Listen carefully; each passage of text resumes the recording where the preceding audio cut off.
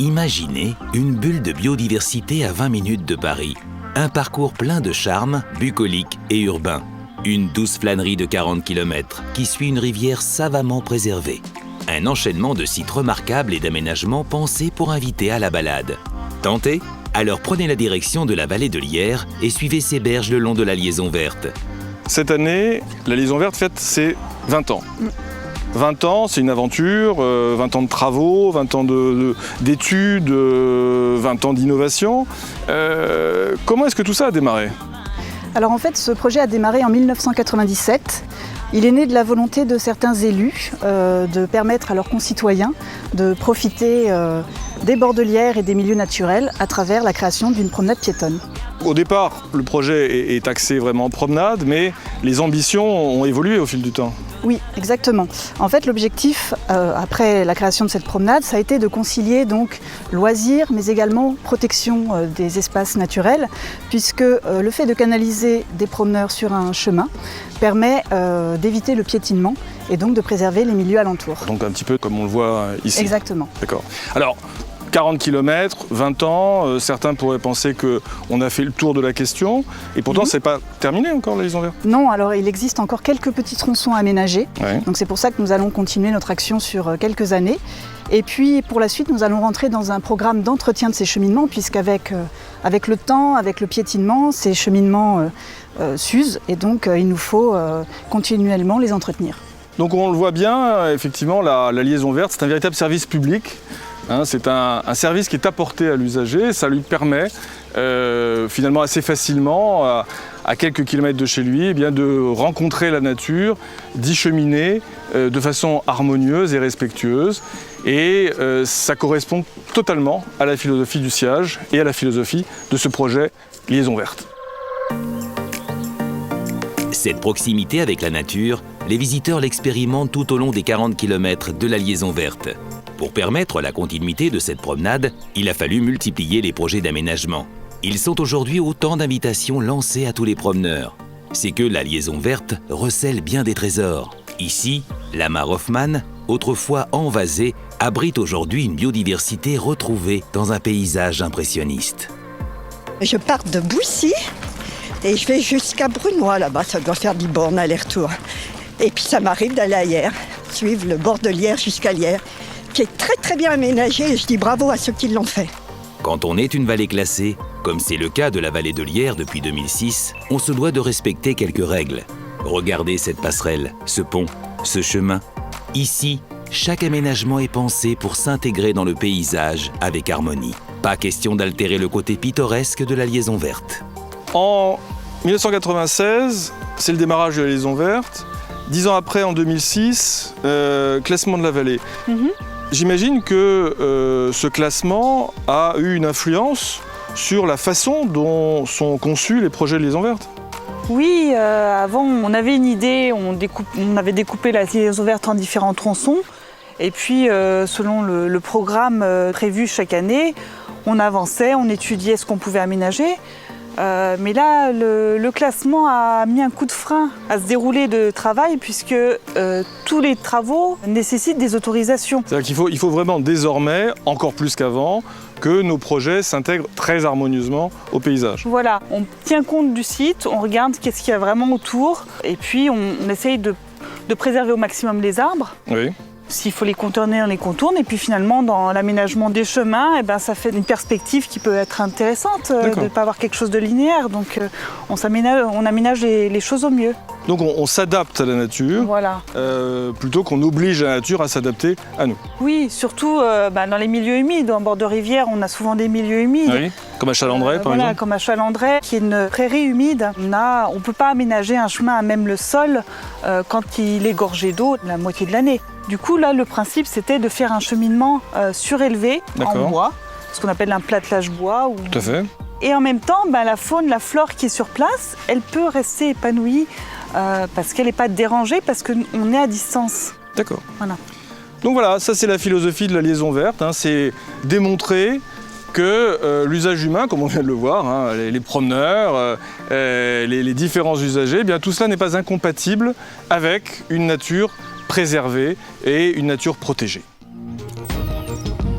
En plus d'offrir des paysages et des promenades aux riverains, la liaison verte sait aussi relier les hommes et les territoires. Petites et grandes communes, ruraux et urbains, enfants et seniors, tous profitent des liens que la vallée permet de tisser.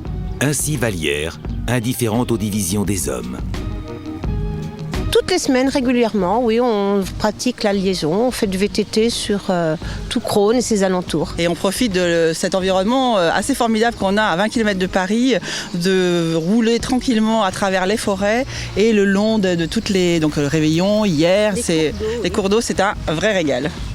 Mais pour que tous profitent toute l'année de la liaison verte, un gros travail d'entretien est indispensable. C'est le rôle des agents de la Brigade verte, qui nettoient et entretiennent, tout au long de l'année, les chemins de promenade serpentant au bord de l'eau. On a créé la Brigade verte pour pouvoir en fait entretenir la liaison verte sur sa totalité pendant un mois. Donc en règle générale, en un mois de temps, la liaison verte est faite au moins une fois. La mission principale, c'est de limiter l'impact de l'homme sur l'environnement, sur la rivière. Soit on trie les déchets, soit on revalorise le bois, par exemple, on en fait du broyat. Donc il y a beaucoup de travail à ce niveau-là, quoi. Chaque année, en période d'étiage, donc en période d'été, les équipes passent en bateau sur tout le linéaire qu'on a en gestion au niveau du sciage pour le nettoyer, en fait, tout ce qui est flottant sur la rivière. Ça nous facilite la tâche, le fait d'être en étillage, et aussi le nettoyage de tous les ouvrages hydrauliques pour éviter, dans les vérins hydrauliques, d'avoir des embâcles, genre grosses branches, de bloquer dans ces vérins. Nos interventions au fil de la liaison verte respectent un impératif. Elles doivent être raisonnées. La préservation de l'environnement en dépend. C'est ainsi qu'à certains endroits, les berges sont refaçonnées en escaliers. Plusieurs niveaux d'eau, donc, pour accueillir plusieurs espèces végétales et animales. Quant aux plantes que nous choisissons de mettre en place, toutes sont des espèces locales. Aux sapins venus d'ailleurs, on préférera les saules, aulnes ou chênes, qui appartiennent au patrimoine écologique de la vallée. Donc Vincent, tout à l'heure Laurence nous disait que un des intérêts de la liaison verte était de permettre un accès facilité à une nature, disons, préservée. Alors, comment vous y prenez-vous pour rendre compatible cet usage humain avec une nature préservée ? Tout simplement, on met en place ce qu'on appelle une gestion différenciée, une gestion adaptée, un entretien adapté à la présence de l'homme sur les chemins et à la présence de la nature dans la vallée, au bord de la rivière. C'est-à-dire concrètement, comment vous faites ? Concrètement, si on s'arrête un peu sur le fauchage, l'entretien de l'herbe au plus près du sol, le syndicat veille à ce qu'on fauche uniquement de part et d'autre donc des chemins sur une bande d'1 mètre de large. D'accord. Comme ça, les piétons peuvent circuler sereinement. Comme nous le faisons. Comme on le fait là tout de suite, exactement. Et au-delà de cette bande fauchée, on trouve une nature authentique qui peut s'épanouir librement et accomplir les cycles biologiques indispensables à leur bon fonctionnement, quoi, tout simplement. D'accord. Alors, sur les 40 km de liaison verte, quels seraient les lieux où, selon vous, ce mariage, entre guillemets, ou cette coexistence pacifique, plutôt, entre la nature et l'homme, est la plus réussie ?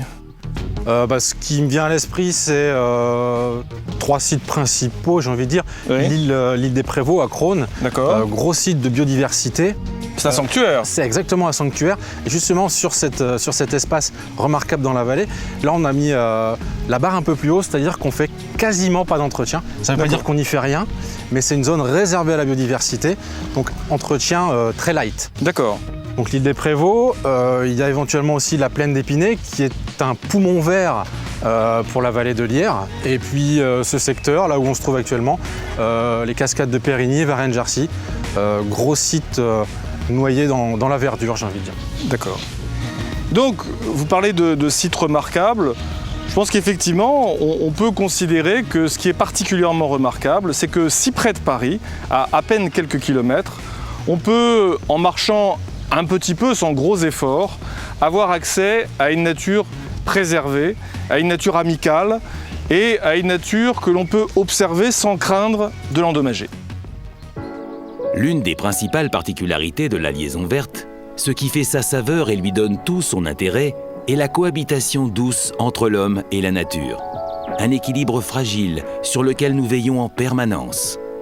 Preuve que cela fonctionne, on trouve tout au long de la rivière une biodiversité rare dans la région. pourtant à 2 pas de grands centres urbains. On retrouve des espèces rares ou des espèces menacées dans la vallée de l'Yerres. Pourquoi ? Parce que malgré tout, ça reste quelque part un poumon pour la biodiversité. C'est une vallée qui est encore pour certaines parties pas trop urbanisée. C'est une vallée du coup qui a, comme on le voit ici, des continuités forestières avec des boisements qui sont parfois anciens, donc qui vont être favorables par exemple à des espèces cavicoles. Donc c'est des oiseaux par exemple qui vont nicher dans des vieux arbres. C'est le cas par exemple du pic noir. Et puis on va retrouver des espèces particulières comme le martin pêcheur. C'est un oiseau qui est d'une part très coloré, très joli à regarder, mais c'est aussi un oiseau qui a besoin de certaines conditions particulières pour se reproduire. C'est un oiseau en fait qui va creuser des terriers dans les berges pour nicher. Et de fait, si les berges sont trop artificialisées, si les berges sont bétonnées, évidemment cet oiseau peut plus se maintenir. Il ne faut pas du tout, à mon sens, opposer activité humaine et biodiversité. Les deux sont compatibles. Après, reste à définir effectivement quelle stratégie de gestion, d'aménagement du territoire on met en œuvre pour concilier les deux. Pour maintenir, préserver cette biodiversité, d'une part, il faut la connaître et ensuite, effectivement, il faut mener une politique territoriale qui soit cohérente et qui soit concertée. Bien sûr, il ne faut pas que la biodiversité soit privilégiée au détriment des activités humaines, mais si les activités humaines ont un impact trop fort sur la biodiversité, à terme, ça a des répercussions également sur l'homme lui-même en réalité. Un corridor vert à 2 pas de la jungle urbaine. Une parenthèse de nature. Voilà ce qu'est la liaison verte. Ce petit miracle n'a été possible qu'en unissant, pendant 20 ans, les moyens et la bonne volonté des collectivités regroupées au sein de notre syndicat. C'est parce que notre rivière est un bien précieux que nous lui accordons toutes les attentions sans compter nos efforts. Et c'est pour que nos enfants puissent, à leur tour, profiter de tout ce qu'elle a à nous offrir, que nous devons, sans relâche, veiller sur elle.